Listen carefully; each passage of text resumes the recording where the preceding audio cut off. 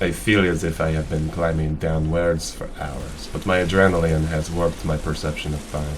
The palms of my hands burn with the friction of this old rope. Who knows how far down I have descended? This expanse of the unknown numbs my better judgment. What other horrible monsters live down here would see us coming a mile away? I'm sure if the cannibals are down in this cave, I trust they already know of our presence. But for whatever reason, horrible reason, I continue down firmly. Finally, my feet touch the ground. My body is exhausted from the climb. I quickly observe the room, but I do not immediately spot anything to note. My partner Rainbow touches down soon after I do.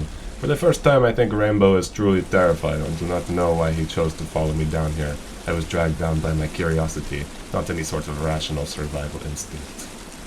Oh my god, this cave goes down even deeper. Rainbow catches a second wind of confidence. He volunteers to climb down first. I hold my breath for a moment and listen as my partner descends without me. Dude, this is so crazy. I must go with him. I won't let him die down here. I take a deep breath and start to climb down. I am terrified of heights, I might add. But after falling from the sky in that aeroplane, I am somewhat numb to the terrifying laws of gravity. It helps to only see darkness below me. Perhaps the visual of height is what triggers my anxiety. Or perhaps it is the fear of what is within the darkness that has merely pushed my acrophobia downwards somewhere. Where does fear go when it is shoved aside? It certainly does not leave the body. It must rest in the bowels of the mind. My god, my mind has wandered once more. I have lost track of how long we have been going down. I begin to notice an extraordinary size of the inside of this cave. My eyes have finally begun to adjust. I start to make out the rock features around me.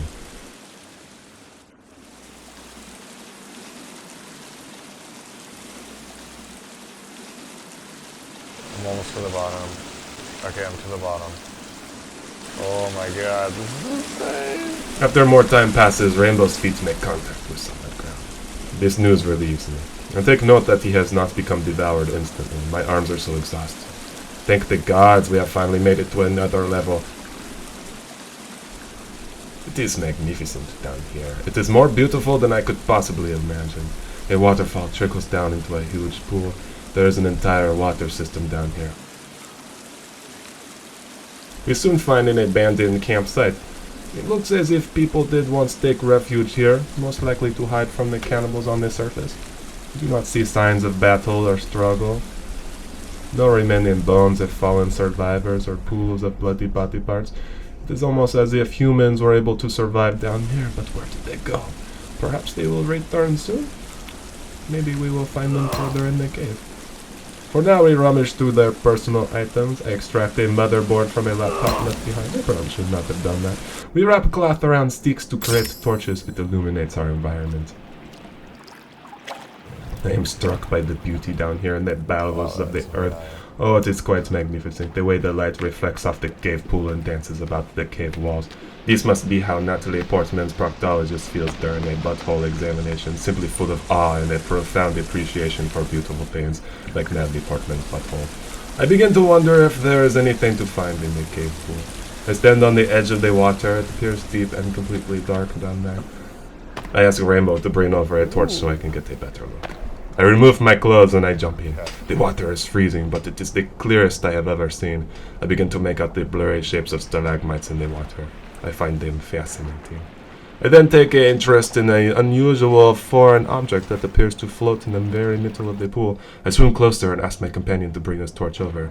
I take a deep breath and I dive down to examine closer. But as I approach, I am horrified by what I find. A body of a human man strung here by his feet. The water is so cold it must have preserved him this way. The urge to vomit takes over my entire body. I am reluctant to share this information with Rainbow, but I do anyway. Oh god, that's creepy. He is horrified by this news. We return to the campsite to build a fire. I must warm my body and get my clothes back on. It is chilly here, hundreds of feet below the surface of the earth. After some time, we began to recover from what was witnessed. It is not the worst thing I have seen on this nightmarish island, but it is certainly very curious why a body was put into such conditions. We agreed to continue exploring the cave. This giant room seems to shrink down into a convenient path that leads forward. Nearly a few dozen feet inward, we find this cave goes down yet again deeper into the earth. I volunteer to climb down first. Slowly, I lower my body over the edge and I begin to spelunk my way downwards once more. Suddenly, I lose my grip. I fall 20 feet downwards and my body hits the cave floor like a sack of sexy potatoes. The wind has been knocked out of me. I feel consciousness begin to fade.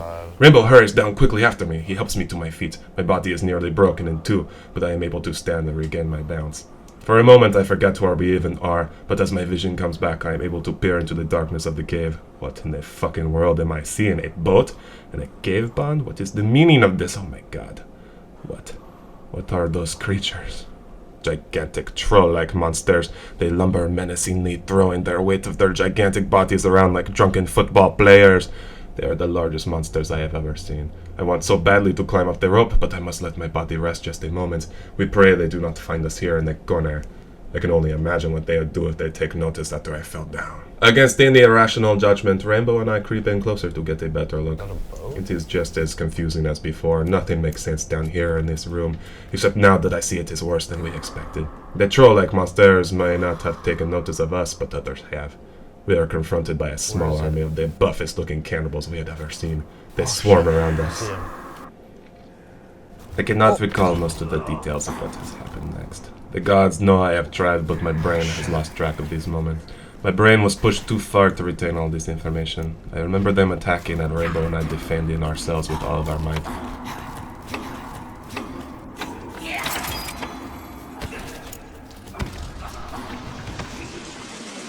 I remember running for my life, climbing the rope despite the horrible fatigue my muscles had felt. But I simply do not remember how we escaped the cave with our life. I just remember getting out of the cave as fast as we could. Whatever possessed my body to give me the strength to flee, I do not know. I just know we somehow made it back to the surface of the earth. The taste of the fresh air fills my lungs. We run towards home as fast as our feet will carry us. We will need to find more than simple hatchets to fight our way through the cannibalistic apocalypse. I have lost hope for those who had once survived in those caverns. The near defeat we had encountered down there has stripped me of any shred of confidence I have built in this lonely island. What will become of us? There are monsters 10 times our size, no, 20 times perhaps. All we can do now is simply make it through one more night. We set our effigies on fire in hopes that it will discourage the cannibals from attacking us tonight. Our bodies are wilted with exhaustion. May they not attack us. I pray to you, the hairy bald gods, not to.